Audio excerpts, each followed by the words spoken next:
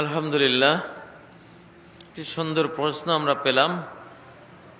নারায়ে তাকবীর, আলিল্লাহি তাকবীর। নারায়ে তাকবীর যারা দিয়েছেন তারা না বুঝে দিয়েছেন। নারা শব্দের অর্থ কি বুঝেন নাই। নারা শব্দের অর্থ হলো বেহুদা চিৎকার, নিরর্থক চিৎকার। অথচ আল্লাহু আকবার এটা কোনো নিরর্থক চিৎকার নয়, অর্থবিহীন কথা নয়, বিশাল অর্থবোধক একটি পবিত্র বাণী, কমপ্লিট বাণী। অতএব নারা শব্দ এই আল্লাহু আকবরের সাথে যুক্ত হতে পারে না।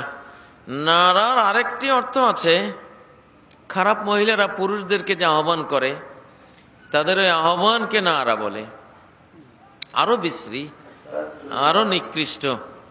অতএব লিল্লাহি তাকবীর এটাই হলো আল্লাহর নামের সাথে ম্যাচিং করা সম্মানজনক একটি শব্দ। আমরা লিল্লাহি তাকবীর বলবো, নারায়ে তাকবীর বলবো না। আল্লাহ হেফাজত করুন।